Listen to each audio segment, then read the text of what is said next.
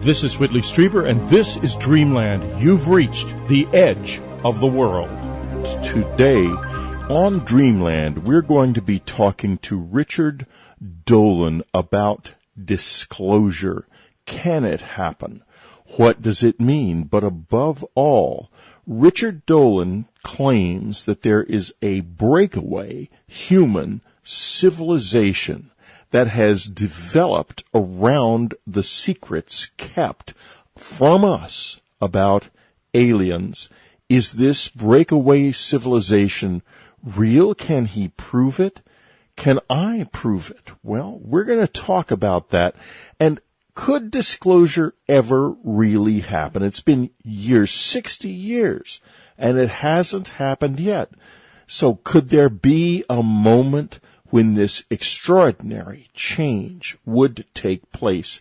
Then for subscribers, Bryce Zabel, the creator of the legendary TV series Dark Skies, which was about the UFO conspiracy, and I will be talking about the media's connection to all of this. What does Steven Spielberg really know? Is the media engaged in a long-term effort to acclimatize the public, or is it more about hiding things from the public? Bryce Zabel, if anything, is a real insider in this respect, and it's going to be fascinating for me to find out what he knows about what goes on behind the scenes. After all, Dark Skies is the ultimate UFO conspiracy series. There's never been another one like it. Why not? We'll ask him that question too. But first, on Dreamland, we're going to be talking to Richard Dolan. Richard is the author of the groundbreaking historical series, UFOs and the National Security State. He is one of the great experts on UFO secrecy, and the 2 volumes of UFOs and the National Security State are must-reading for anybody who wishes to get deeply into this reality, because it is a reality. After disclosure, when the government finally reveals the truth about alien contact by Richard Dolan and Bryce Zabel, forward by our own Jim Marrs, Stan Lee, the creator of Spider-Man, the X-Men, the Avengers, says Zabel and Dolan have brilliantly created a compelling blend of history and informed speculation that makes their exciting world seem like tomorrow's news today. Don't dare miss it. Richard, that's very true. AD is a powerful document. Thank you, Whitley. And by the way, it's a pleasure to be talking with you again. It always is. Regarding AD, I have to say that writing that book with Bryce was a real adventure for me. I think for both of us. Everything you do, anyone does with Bryce is a big adventure. The last time I was with Bryce, we were in an Italian restaurant and a fight broke out in the kitchen and erupted into the dining room. And it was just, so yeah, I'm not surprised. He brings it with him. Maybe that's what it is. He brings it with him. Yes, well, he does. I will just tell you, working on that book, as you know, I mean, my training and my instinct is always as a historian, and so I look at the past, and I enjoy looking at the past and analyzing it and figuring things out like that. Well, this is a book about the future. And a number of people asked me, well, that seems like a departure for you, but actually it isn't.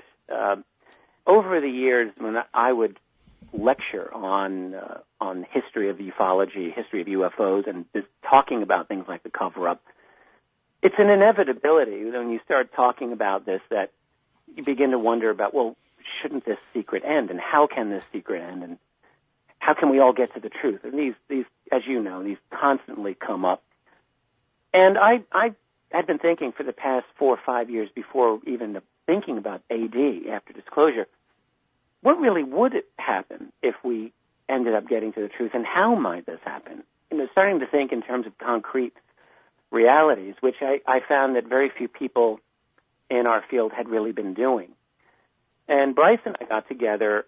He initially contacted me. He wanted, as you know, but many maybe people listening don't know, he's a television producer and a script writer. Yes. And he is the creator of the television show Dark Skies from the late 90s, a show which has aged very well. I have to say it's still a good show. Right. And he wanted to option my histories of UFOs in the national security state for possible television treatment. And that's how we got started in our conversations.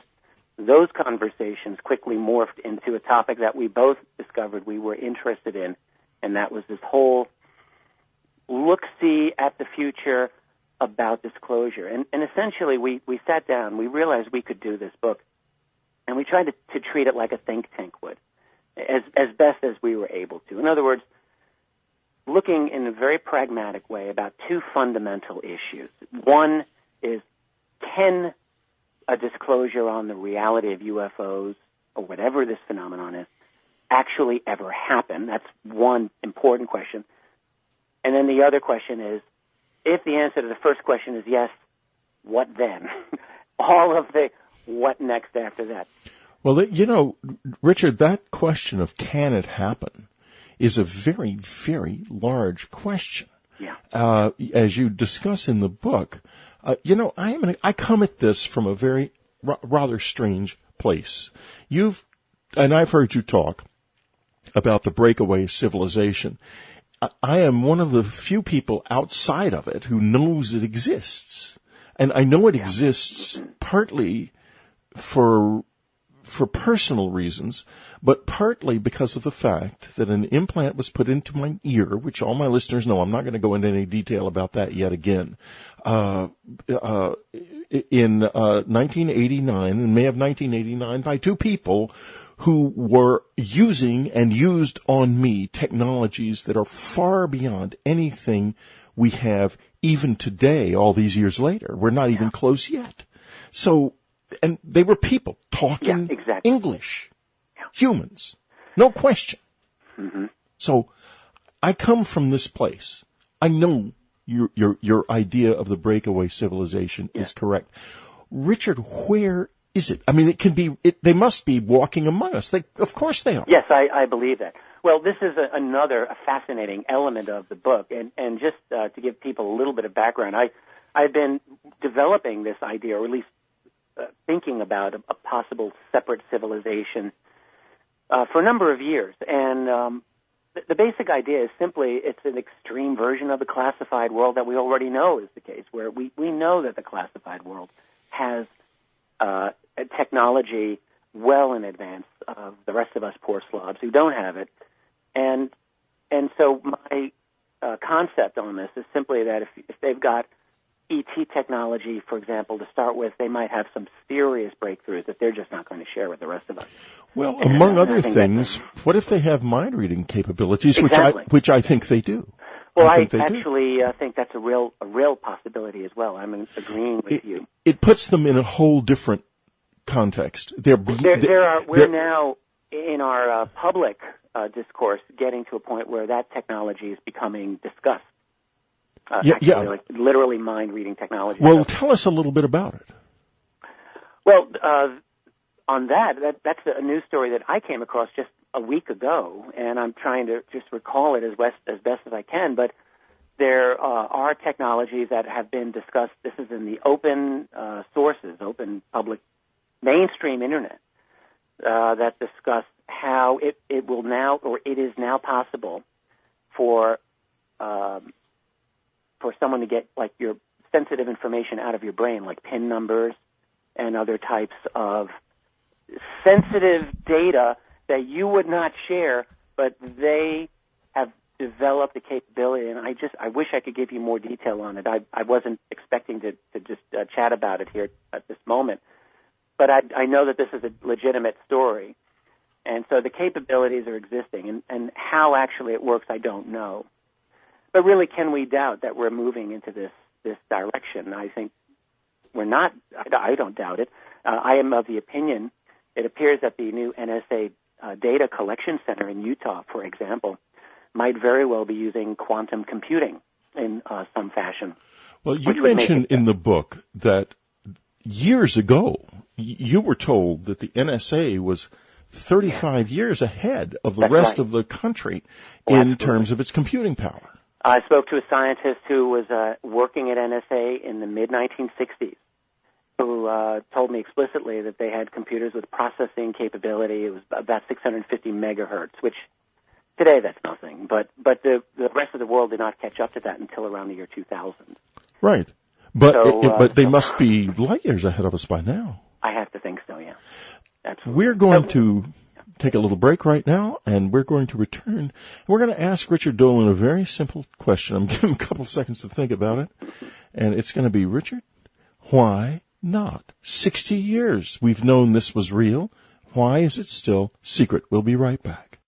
Subscribers, as you know, the subscriber edition of Dreamland is commercial free. I just want to let you know that the Crop Circle calendar for 2013 is here, and there is a $4 off coupon in the subscriber section. It is 2013CAL. That is 2013CAL. Thank you. This message will not be repeated. This is Whitley Strieber. We're talking to Richard Dolan on Dreamland.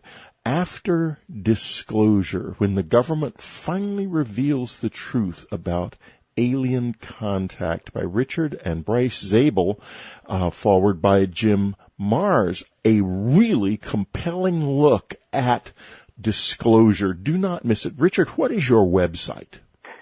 KeyholePublishing.com. Just like looking through a keyhole. KEYHOLE Publishing.com. That's right. You can get the book from KeyholePublishing.com. You can get it from Amazon. Get it in a lot of places. Sure can. But if you think about this, take this seriously, folks, and I think a lot of you do, this is one you need to really read because it's outstanding and it's important. Now, Richard, we have been in a secrecy mode for 60 years. Why don't we go back to a very compelling moment in the text about the Roswell incident? What happened when a 12-year-old girl who was aware of this stuff was approached by a uniformed officer? What was she told? And tell that story, will you? Yes, you're talking about the story of Frankie Rowe, and she's one of a number of people who are connected to Roswell. In 1947, she was a 12-year-old girl, and her father was the fire captain of the town, and he led the first team to the wreckage site. So that's how she came to know about it. And then this is very much like the Jesse Marcel situation, where Dad comes home and he talks to his son, who's 11 years old, Jesse Jr. Well, this also happened with Frankie Rowe. She was 12 years old. Her dad comes home, and he's talking about the saucer or the disc and bodies. This is according to what she says. So then the next day, a police officer who was with the firefighters, with her dad, shows up at the station where she was recovering from tonsil surgery at the time, and he showed a piece of the craft that he had taken, and she says for about 15 minutes she held it in her hands and she played with it and she was looking at it, and just like everyone else, she described it as like a memory medal. So you couldn't tear it, but you could crumble it up, but it would retain its shape and so forth. Just what Jesse Marcel described. Exactly the same thing.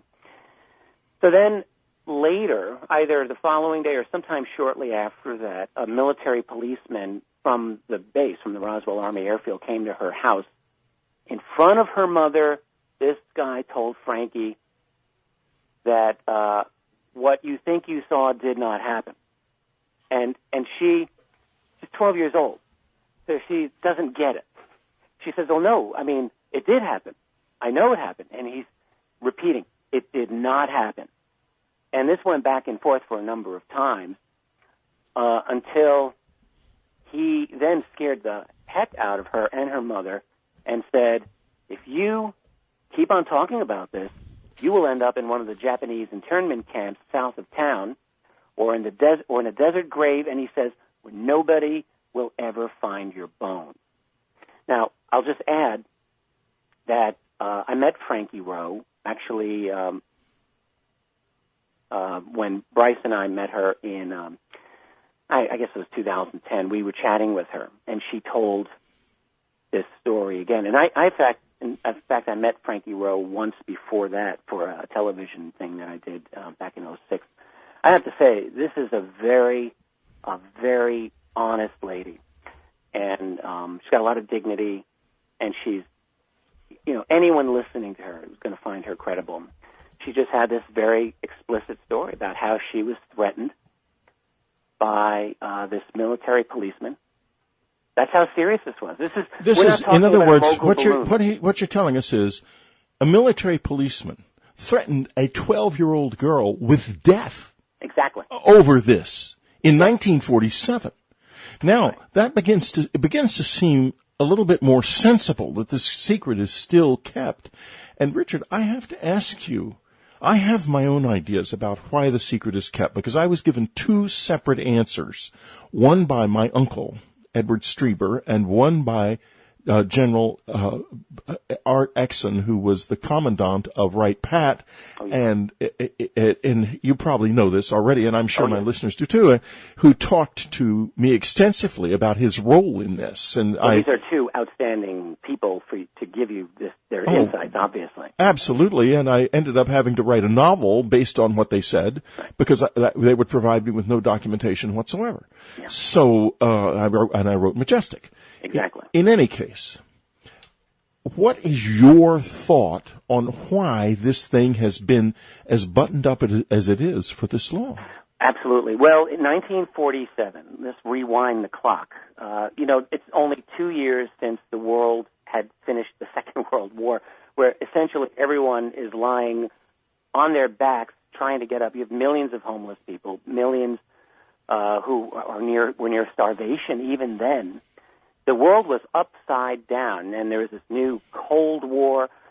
All anyone wanted was to get back to some sense of the normal. And now you have this phenomenon, these beings, these whatever they are, essentially dropping into the lap, almost literally, of the national security apparatus. And we have to assume that they themselves did not know what they were dealing with. They could not possibly have known. So there's this tremendously fearful reaction that they would have. If I put myself in the position of the president, let's say, I would have to ask myself, who are these other beings? And now not only are we apprised that they exist, but we have some of their technology in the form of Roswell, and it had to be an absolute priority not to tell the world that you had this. It's one thing to tell the world that there are these other beings, but it's another thing to say that you got some of their stuff, their technology, because then it becomes very difficult not to share that with the rest of the world. There were the Soviets. There were other nations that certainly the United States probably would not want to have shared that knowledge with. And what if technology could be weaponized? And so all of these things would factor into it, and they would had to have decided that absolutely not right now. Let's review it. Let's decide what all the implications are. And I think this is exactly what happened, where the top people answering to the president, at least in the initial years, would decide different aspects of what's going on. Let's find out who these other beings are. Can we do anything with the technology and the science? How bad would public panic be? How do we manage the media and the academic institutions, at least for the time being? And all of these issues, I think, would be worked out, and I think this was the function of Majestic 12, and which evolved as the years went by. Now, we're going to take another little break right now.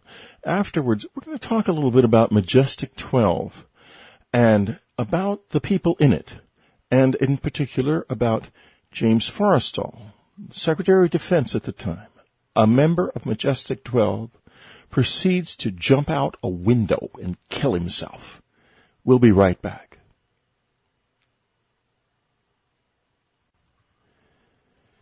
We're talking to Richard Dolan, his new book with Bryce Zabel, After Disclosure, when the government finally reveals the truth about alien contact. You can get it for your Nook.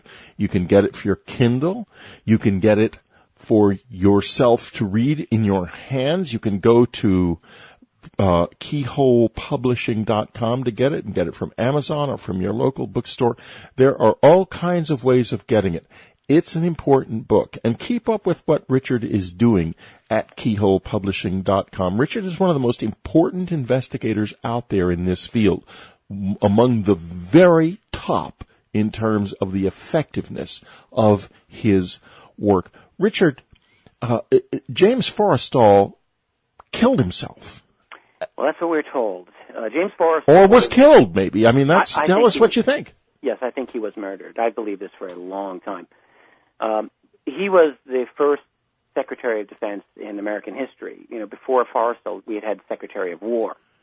During World War II, Forrestal had been, for most of the World War II, he was Assistant Secretary of the Navy, and then at the very end became Secretary of the Navy. He was a very important man in the war and highly respected for his ability to get things done. He was an outstanding administrator.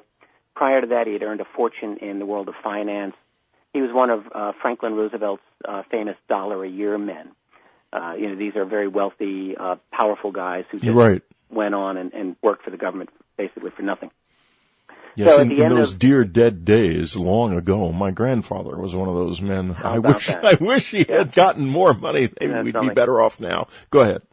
Well, Forrestal, what's ironic a little bit is that, at the end of World War II, he was one of those people who fought against the reorganization of the national security community because he was defending the Navy's independence. And what all the branches were afraid of is that they would lose their independence under the Secretary of Defense. And, in fact, that's what ultimately happened. But Forrestal fought for a weak Secretary of Defense, that is, someone who would not have the authority to determine budget allotments for each of the services. Then, in the moment of irony, he ends up with the job. So he was kind of stuck with it. But from 1947 until early 1949, James Forrestal was America's Secretary of Defense. And what everyone noticed about him during 1948 was that he started to lose it. James Forrestal was really not himself. He developed all these nervous tics, his nervous habits. He was constantly dipping his fingers in water and wetting his lips. No one knew why. He had this twitch. And he started talking about strange, foreign-looking men following him. Now, during all of this period, of course, you've got the business of flying saucers sort of exploding onto the American landscape here. And Forrestal, as Secretary of Defense, was clearly one of the key people involved in dealing with it. He is listed in the MJ-12 documents as one of the 12 top people, on that committee working on this UFO flying saucer problem. And then he is forced out by Truman in early 1949. And that whole thing was basically because Forrestal committed the ultimate act of disloyalty. He had met secretly with Truman's opponent, Thomas Dewey, the Republican, and it got found out. And after Truman won his reelection, which nobody expected, if you remember, he wins, tells Forrestal, you're going to be gone. So Forrestal, at the end of March 1949, leaves, and they give him this nice ceremony. And then strange things happen to James Forrestal. His worst political enemy, the Secretary of the Air Force, Stuart Symington, meets with him. Symington really had it in for Forrestal. Beyond political machinations, this was personal somehow. They take a limo ride back to Forrestal's office, and nobody knows what happened. But the next time anyone saw Forrestal, he was in his office. He had been alone there for hours. Someone knocks on the door, and they see him. And he's sitting at his desk, ramrod straight, staring at the blank wall ahead of him. And he will only repeat one sentence, which was, "You are a loyal fellow." So then people realize he's not right. So they take him home. And they fly him to Florida, where all these national security people are there, and they manage him. And he gets this Army shrink who's looking at him. And then they send him to the Bethesda Naval Hospital for the next 2 months. And then he's becoming better. He was sedated for the first couple of weeks, and then he starts becoming himself again. He was allowed limited numbers of visitors. But his brother, who only got to see him once, said, "My brother's fine, I want to take him out." And he started to threaten the people the Navy, which was in charge of his security, because he said he wasn't even allowed to see his own chaplain, his own priest. And Henry Forrestal said the night before his brother died, he called and said, "I'm taking my brother home, and if you don't let me take my brother home, you're going to hear about this in the media. This is going to be a big sting." And it was on that night, the night before Henry took his brother, that James Forrestal did a 16-floor little bungee jump out the building. And the way he killed himself, supposedly, is bizarre. He was alone in his room. First of all, when he died, there was a new guard on the shift for the first time. The guy who had normally, the Navy corpsman who had guarded Forrestal, was suddenly, inexplicably, not on his duty that night. Gee, isn't that odd? So this new guy is on, Robert Harrison, and an hour and a half into his shift, Harrison's the only witness to any of this stuff. He says at 1:30, I checked on the secretary who was up in his bed, 1:30 in the morning, reading. I asked him if he wanted a sedative. He said no, and that's the last I saw of him. So what happened, apparently, is James Forrestal got it into his head that he had to kill himself right away. He was writing something. He stopped in the middle of a word of writing, and he ties his bathrobe cord very tightly around his neck, runs out to the hallway where there's this little radiator and a tiny window, ties the other end loosely to the radiator, and jumps out the window as if to hang himself. How bizarre is it? Well, yeah. And then he falls because the cord wasn't tied tightly. Now, this is 14 years before Kennedy was assassinated. No one in the world was going to question the U.S. Air Force, the no, U.S. of course Navy, not. On this. So in any case, a man who had become unstable was gotten rid of. Absolutely. Right. There's much more, and I don't want to belabor it. But yes, he was murdered. And, right. And we have to ask, why would he have been murdered? And I think that the ET/UFO explanation is probably the best one. Now, one of the things that has always interested me is, we talk about disclosure from our end. There is a desperate movement inside the government to prevent that extends not just to the United States of America, it's global.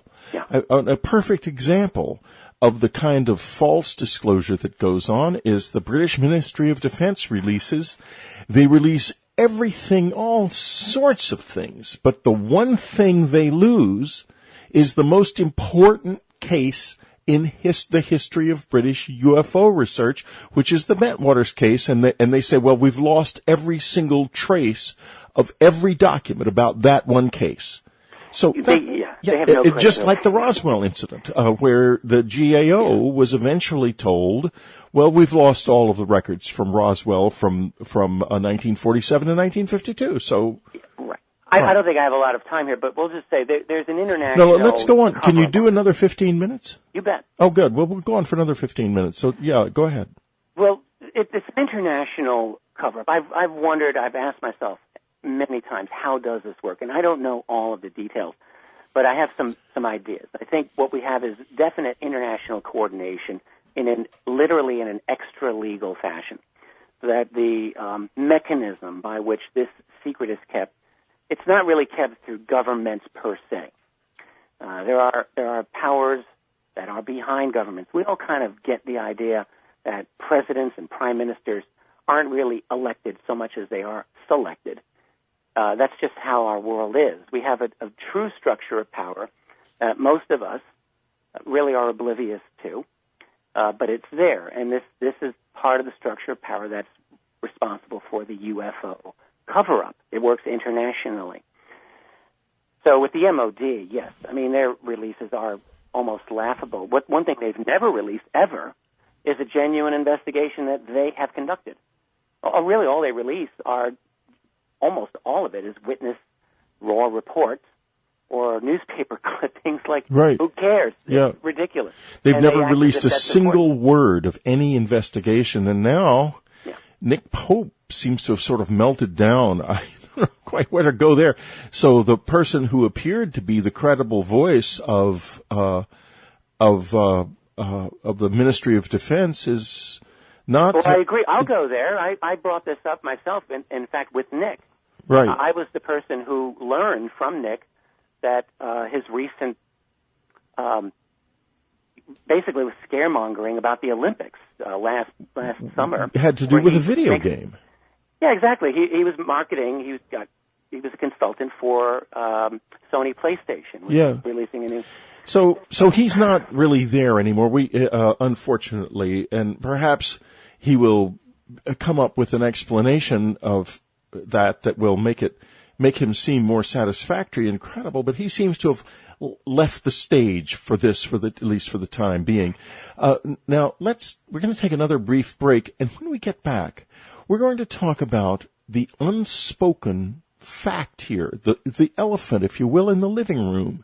And that is, there are others here, as Richard says, and there's no question in any of our minds. I mean, if there's any listener who doesn't know this, not just believe it, but know it, and most of my listeners, God knows, have had close encounter experiences, which is why I have so many listeners.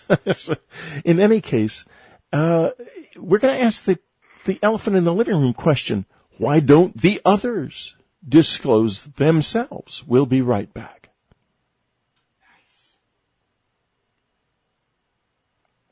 We're talking to Richard Dolan, his new book with Bryce Zabel, AD, After Disclosure.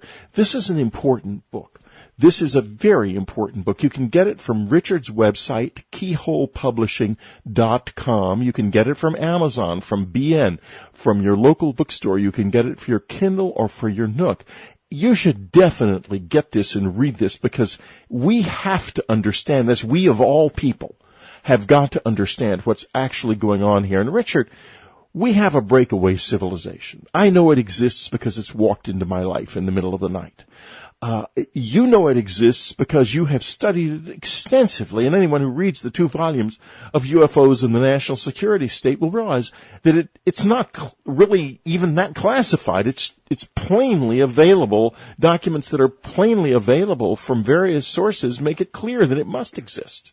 Yeah. Now, okay, we also have on the one hand. On the other hand, we have an incredibly rigorous process of secrecy that is at least as intense as the process of secrecy that surrounded the Manhattan Project, the creation of the atomic bomb. Now, what about these others? They're flying around all the time. We put up UFO videos on Unknown Country all the time. There are people studying this. There's no question about it. They're readily available. There's a theater of close encounter and UFO sightings. They don't come clean either. Why not? I think about this a lot. I don't know if I've gone as far down this path as you have, Whitley, but I can just say my feeling is that I think that we're dealing with multiple types of entities and groups, all of which have mastered somehow space-time manipulation to a greater or lesser extent. And it seems to me that we, humanity, are a very important piece of all of us in their view, that they use us or they need us in some way, and that for most of our existence, we were really never in a position to really have much to say about it anyway. We were never even remotely on their level. Now, we are now getting to a point where we're shooting up exponentially, at least in terms of our technological capabilities, so much that I believe we're not going to be in a position where we could take them down in a street fight, so to speak. But I do think that in another few generations, we could be a possible irritant or an annoyance in ways that we aren't currently. So I think that things are primed to change in the near future. But no, they have not decided to make a formal announcement. It's almost as if you and I and other people were studying a group of gorillas in Africa, would we really think, let's walk up to the top gorilla there and shake hands and establish diplomatic relations? I mean, there's another level to this. Right. We couldn't, even if we wanted to. There's no way to do it. Right. There's no way. Right. And if you look at the crop formations, if you look at the extraordinary Hackpen Hill formation that just came down a few weeks ago, and you see all the junk formations that are created by people. Yeah, I know about those too.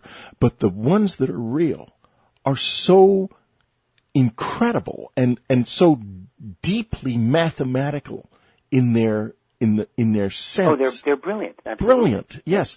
And you think to yourself, maybe somebody who thinks that way, who's trying to communicate basically through math and geometry, can't even begin to say hello to us. And yet then you think, well, if we see flying saucers, if they just hung a flying saucer over Manhattan for 2 days, it'd be over. Right. We would at least be able to refocus the energy and intelligence of this species on figuring this out. But it doesn't happen that way. Well, it seems that they don't want to. I mean, right. There's a reason. It's not that they just can't. I mean, I'm sure that there may be things inhibiting their ability to do it, but it also seems to me that they really just don't want to, that maybe it's too much of a hassle. I mean, I've wondered about this. Well, what if they have a presence here on Earth, which I think that they do. I'm just trying to think of it from their point of view. Let's say that some of them are easily physically incarnating here. They live here. Do they have a large underground facility maybe? Why wouldn't they? That's one possibility. Do they live in human society? 20 years ago I would have thought, that's a crazy scenario, but I don't think it's crazy. There are many, many stories, as you well know, of human-looking beings that they don't seem human. There's something different about them.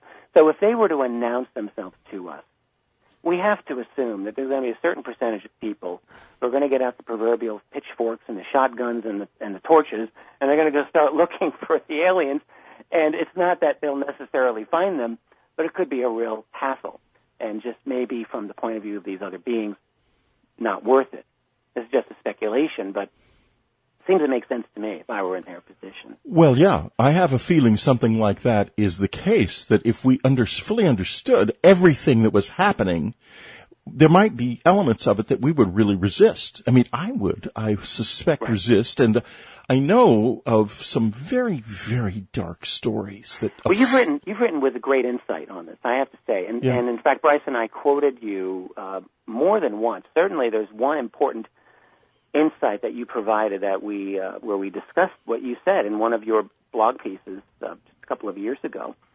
And in short, you were discussing how I mean, it's almost like being stripped naked in the face of these other beings, where the whole act of dealing with them, having them in your head, is something that you feel most people would not be able to handle. And it was hard for me to handle when I had it. Right. So very hard. It could be a destabilizing element. And well, it could be also another thing that's destabilizing is this, and that is that when I'm with them or near them, I become able for days thereafter, something I've barely spoken about because it's so sensitive, to hear the thoughts of other people around me. And it's harrowing. It's not like you think at all. It's how does that work when you don't hear words, you hear people. If you can imagine the way a person smells, their skin and the way they look and their emotional affect, that's what's there. And I will tell you this, everybody is crying because we all always have death in the center of our being. And boy, that truth, when that hits you, it breaks your soul in half. And if the whole mass of humanity got into each other's heads all at the same time, this place would go insane. There's a tremendous amount of pain in this world. I totally agree that we just, we hide, we keep up our shields, our walls. Well, Richard, we have come to the end of our time together. As always, it's fascinating. I'm going to be on Richard's show in September or October, depending on when he is ready for me. Tell us a little bit about your show. Yes, it's a neat show. I've been doing it now since the spring of this year, the end of March. I haven't missed a week. It's called Truth Out Radio, live with Richard Dolan. It's 3 hours every Saturday night, and it's a wild ride. And how do you find it? Well, you can link it easily from my site, keyholepublishing.com. And that links to the globalradioalliance.com, and that's actually where it's hosted. Where it's hosted. The Global Radio Alliance. Richard Dolan, one of the greats in the area of UFO research, which has generated some extraordinary minds have applied themselves to this over the years, and Richard is among the most extraordinary. Richard Dolan, it has been an honor to have you on Dreamland. After disclosure, do not miss it, keyholepublishing.com. Richard, thank you so much for being with us. Whitley, it was a pleasure. Thank you. Next up for subscribers, we're going to be talking to Bryce Zabel, the creator of Dark Skies, the ultimate conspiracy show ever on television, about the role of the media in revealing and keeping this great secret. What can we find out by carefully looking at what has been in the media about this? Because let me tell you something, secrets have already been revealed. Not a subscriber. Oh my. Oh, come on and join us. This is fun. It's highly informative, and believe me, there ain't no other game in town, not like this one. Thank you so much for listening to Dreamland. This has been Whitley Strieber's Dreamland. We'll be back next week with another journey to the extreme edge. Don't miss a single week, and tell your friends about our unique program. And I'm your Dreamland announcer, Brian Arnold. Thank you very much for listening.